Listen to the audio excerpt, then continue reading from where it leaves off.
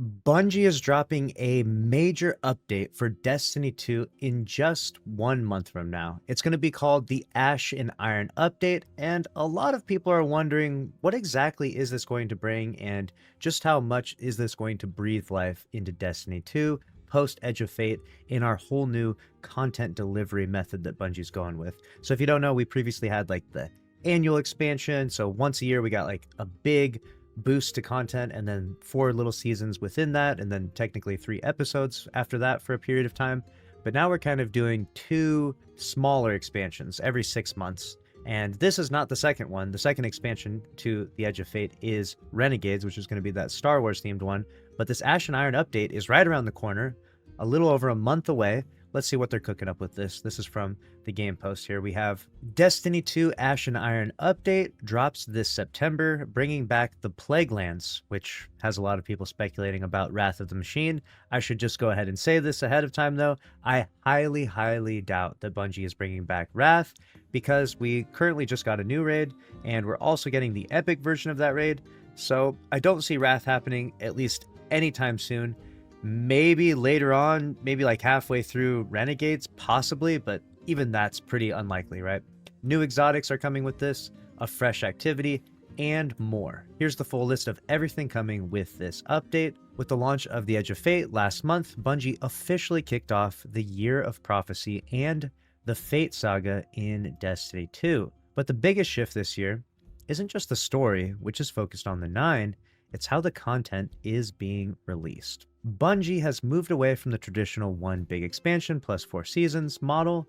Instead, we're now getting 2 expansions a year with free major updates in between that add new activities, gear, and story progression for all players. And this is meant to give us like a much more consistent player base throughout a calendar year. You'll notice that as you look at the Steam charts for Destiny 2, that there's a lot of highs followed by a lot of lows. I think Bungie is kind of looking for things to be a little more, even across the board, right? This is the all-time Steam charts, and you can see here, obviously Edge of Fate starting off pretty low, but the goal is that even if it starts off low, there's always kind of a core Destiny 2 player base. All we got to do is, consistently feed the Destiny 2 players, and eventually we'll have a healthy-sized audience for many years to come, right? The Fate Saga is, from what I've heard in terms of Bungie's estimations, a 6-year saga. So previously we had the Light and Darkness saga. That was technically 10 years, but let's be honest, like it didn't really start until like maybe 6 years ago they started to conceptualize the Witness and all of that. The first of those updates is called Ash and Iron, and it's coming in September. It marks the return of one of the most memorable locations from Destiny 1 and adds a bunch of new things to unlock. In this article, we'll go over everything that's been confirmed for the Ash and Iron update so far. Destiny 2 Ash and Iron update release date. Bungie has confirmed that the Ash and Iron major update will launch on Tuesday, September 9th, 2025. It's the first major update of the Year of Prophecy and comes with a full content drop, including new activity, exotic mission, weapons, and more, all available for free to every Destiny 2 player. So that's where they kind of get you with this. Like, the Edge of Fate may not have wowed a ton of people upon launch. I mean, there's kind of just a new narrative, a new planetary destination, and a new raid.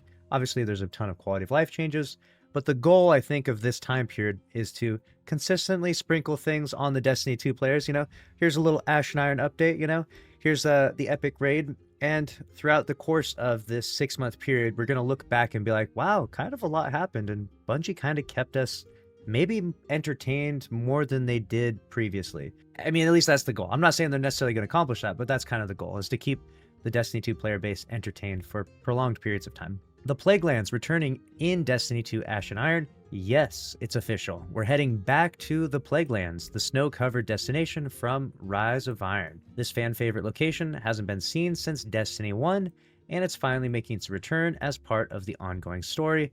Maybe we'll even see Siva, fingers crossed. Now, Siva kind of exists in Destiny 2, in terms of like Outbreak Perfected and a few things, but I don't know that it's in the lore. I'm no lore expert by any means, so we'll have to see if they're like reintroducing that, how that's working. Let me know how you feel about Plaguelands coming back. Did you enjoy that as a destination in D1? I thought it was pretty cool, if I'm being honest.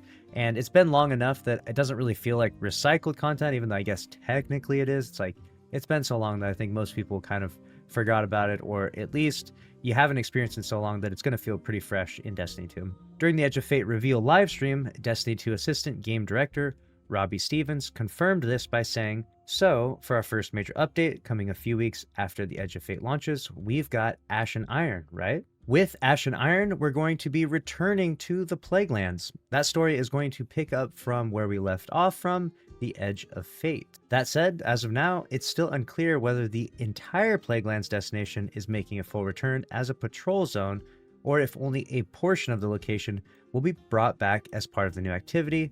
We'll likely get a clearer picture closer to launch." Now, considering that Kepler is a planetary destination that doesn't exist currently on the director, right? It doesn't have its own like planet, and you can select on it and like roam around and stuff like that. It's only exists in the portal. I feel like Bungie probably developed the Plaguelands to exist as only a portal activity as well. They haven't quite got enough time to respond to the feedback where everyone was like, hey, the portal's great and all, but we still want the world director so we can kind of have that mystery and exploration when people launch into Destiny 2. Bungie has responded to that, and how they like desaturated the world director. They said that they're going to reverse that, and so the desaturation from the director is going to be removed.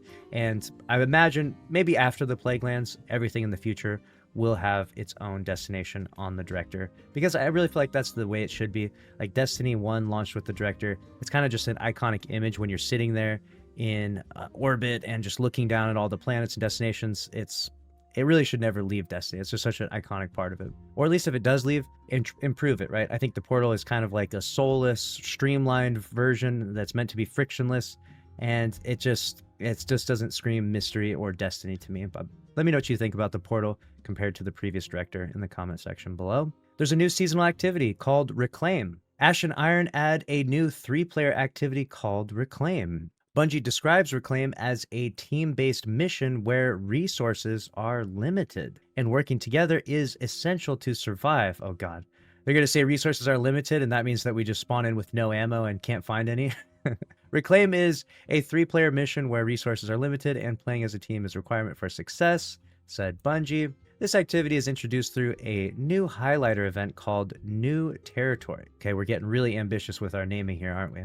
Which sets the stage for what's happening in the Plaguelands and ties into the larger story of Ash and Iron. Ooh, here we go. This is nice. New exotic mission and weapons. One of the highlights of the Ash and Iron update is a new exotic mission, so finally we'll have something to farm other than Encore. The kind of content Destiny players love for its unique mechanics. It'll come with puzzles, story beats, and of course, a brand new exotic weapon as a reward. Ooh, I wonder what that will be.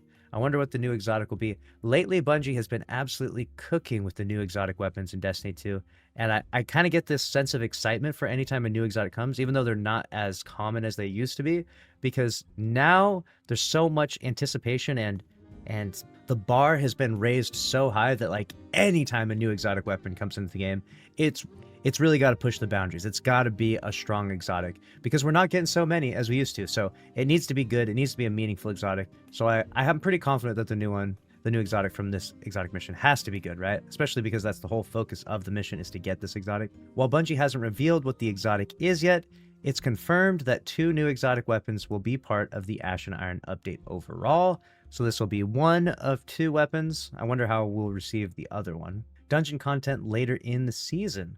Although no new dungeon will launch with Ash and Iron, Bungie did tease that dungeon encounters will be added to the portal. So for all of you out there that are just grinding constantly to get your power levels up, sitting inside Encore, Starcrossed, Kellis Fall, or doing your solo ops out there in K1 Revelations, you know, there's hope for you, right? We're going to get you off those destinations, and we're going to get you inside some dungeons, if you want, that is, all right? Some of you actually don't mind grinding solo ops, myself included.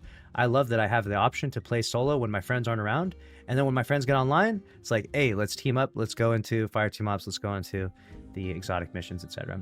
In a statement on Reddit, the Destiny 2 team said, we'll have dungeon content coming into the portal later this season, September timeframe, encounters from multiple dungeons, more to come in future updates and releases. This could hint at remixed or rotated dungeon boss fights, or even new narrative-driven changes on existing ones. Bungie will reveal more details as we get closer to the launch. Looking forward to that. Now onto the Desert Perpetual Epic Raid version of this, which is going to be coming out during this time period. If you've finished the Edge of Fate's Desert Perpetual Raid, there's more coming. A new epic version of the raid will go live a few weeks after Ashen Iron launches. And it's going to have like a new encounter. This thing is going to be very fun. And this is a whole new thing that Bungie hasn't ever done before, where they've, instead of just making like a hard mode for the raid, they're actually like expanding on the existing raid. So it should really revitalize and reinvigorate people's interest in the raid. We'll see how successful it is after we get it. This is the first iteration of it. We'll see how successful it is after it's done for the first time, right? The Desert Perpetual Epic Raid will add new content to the raid, including new weapons and encounters. Bungie hasn't shared exactly what will be getting added in terms of loot. We'll get more details in the future. I think the weapons in terms of loot, that's where the tier 5 weapons drop. So right now you're locked at like, I think tier 3 or tier 4 at the highest. But once the epic version drops, then you'll finally be able to get to like the God Roll tier 5 rocket, I believe.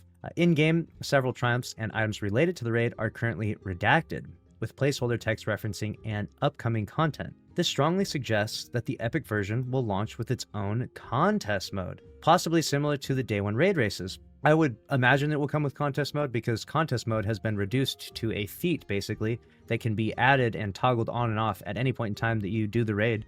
So I'm almost certain that it will come with another contest mode, and we'll see if it's just as ball-busting as the last one, right? The last one just absolutely destroyed the Destiny 2 community. Okay, friendships were lost in that last contest raid race. And not only that, we had the crazy controversy with like 70% of the teams that cleared it cheating. So I can only imagine that at this point in time, there's going to be significantly less cheaters. I would assume, right? Like after they all got banned, they're not just going to make new accounts and come back, right? Certainly there won't be a ton of cheaters in the new contest raid race, right? I hope so. Iron Banner will return. Of course, Ashen Iron is going to be related to Iron Banner. How could you not? I mean, it's in the name. Ashen Iron will also probably bring back Iron Banner, one of Destiny 2's longest running PvP modes. So Bungie has just recently said that Trials of Osiris is lasting for a 6 consecutive week time period right now. So it's going to be Trials of Osiris back to back to back to back. And then I imagine that that goes on until the launch of Ashen Iron. And then that's when Iron Banner will return and probably be revamped in some way. It'll be back in the tower sometime during the update, but Bungie hasn't shared the exact dates yet, and we don't know what the new loot will look like. Even though they technically haven't shared the exact dates, because they said that Trials is going to last for 6 consecutive weeks now, we could probably fast forward that time frame and know exactly when it comes in. I'm not like jumping for joy to jump back into Iron Banner necessarily, so I'm not going to calculate it out exactly, but if you want to do the math and the calendar work, you could probably figure out when Iron Banner is coming back. The power cap increase and new artifact perks. With the Ashen Iron update, the bonus power cap is increasing to 550. So if you don't know right now, if you are truly a deranged Destiny player, you can grind yourself up to 450 power. I do not recommend this for anyone. Really just go up to 400 is like the furthest I would go if you want to retain your sanity. Continuing the new tiered system Bungie rolled out in the Edge of Fate, there are also new artifact perks coming with the Ashen Iron. So the artifact previously in the different acts in like Heresy and previous acts in the Final Shape, it would unlock a new row for the artifact. And so they're following that cadence. And with this, it's going to unlock a new row of artifact perks. And we don't know exactly what they're going to be right now. I imagine there's going to be some good ones in there because there usually is like 1 or 2 that are pretty good. So definitely looking forward to that. And the power cap going to 550 will be very interesting for grinding tier 5 drops, because if the power band is brought all the way up to 550, if it's not that difficult to get up to the upper 400s or even 500s, then it should make it significantly more accessible for everyone to get those tier 5 drops from whatever your favorite activities are. So hopefully this makes the power grind a little less grindy and maybe alleviates the pressure that everyone is kind of feeling right now, where we're like, man, I really got to play Destiny 2 this much just to get a tier 5 drop. With the Ashen Iron major update later this season, you'll be able to earn total power all the way up to 550, said Bungie. And I imagine at 550, you better get a tier 5 drop from every activity, right? It seems like right now at 450, you're getting tier 5s from every drop. So I don't even know what is the incentive to go above 450. Now that I'm thinking about it, I'm kind of questioning what is the purpose of that. If you already get tier 5s for doing activities at 450, then what could there possibly be better a reason to go above that? Regular rewards from the portal activities will be able to drop up to 500 total power, and Prime Engrams will again award gear up to the hard cap of 550. Those who reach 500 power will be rewarded with regular drops of the highest tier of weapons and armor, tier 5. So I believe that's happening right now for 450, but maybe it's just like a high chance of it happening. It would seem like what they're insinuating is that if you hit 500 power, every single drop you get from that point on, tier 5, which is obviously for armor, it's like really nice. For weapons, it's like, it's really not that necessary. Like, if I'm gonna be honest, a tier 3 god roll and a tier 5 god roll, you might not even notice the difference. For like the majority of players out there, you might not even notice the difference between tier 3 and tier 5 god roll weapons. For armor though, you get like a lot more stats, so probably gonna feel pretty nice, especially for your builds. So I think a good amount of like, you know, hobbyists that play Destiny 2 regularly, you're gonna make it to tier 5 and you're gonna feel pretty rewarded when you do get there. New seasonal rewards. As usual, the Ash and Iron update will add new weapons and armor that you'll be able to earn through the seasonal activity, exotic mission, and other challenges. Bungie hasn't showed any of the gear just yet, but you can expect a new loot pool tied to Reclaim, Pinnacle Ops, and the Season Pass. Okay, very nice. Oh, here it is. Oh gosh, they actually asked the question. Is Wrath of the Machine raid returning with Ash and Iron? With the return of the Plaguelands in Ash and Iron, a lot of players were wondering, is Wrath of the Machine finally coming back? After all, the original Destiny 1 raid took place in that very location. But based on official word from Bungie and our own report, the answer for now is no. Bungie has been pretty emphatic about this, that they're not looking to bring this back, and they're trying to not get themselves into a pattern of over-delivery. We do obviously have, you know, our new raid coming out with Edge of Fate now, and then the epic version of that raid, and then we're going to have a new dungeon coming out with Renegades. Now, is there going to be an epic version of that dungeon? I doubt, right? So what is that? What kind of fills in the gap between why we get an epic version of the raid and not an epic version of the dungeon? Unless there is an epic version of the dungeon that I don't know about. I have not heard nothing about this. But if there isn't any epic version of the dungeon, then that's going to be a very weird 6-month period of time with no new end game content added. And that will really diminish the player base unless, fingers crossed, Bungie was lying to us all along. They've done this before in the past. They're trying to keep things hidden and secretive, and they secretly, 3 months in to Renegades, boom, drop Wrath of the Machine. Complete surprise. That would make everyone happy, I think. Let me know what you think about that. If you didn't get to play Wrath of the Machine in Destiny 1, you probably don't know what I'm talking about. It was one of the better raids of all time. Back in January 2025, Bungie's principal communications manager, Dylan Gaffner, was asked directly whether Wrath of the Machine would return this year. He said that it's a magic 8-ball and will likely not return anytime soon. Got new stuff to focus on. Gotcha. But they're bringing back the old Plaguelands, but not the S-tier raid that went along with it. I don't know. I don't know if I buy that one. And that's everything we currently know about the Ash and Iron update.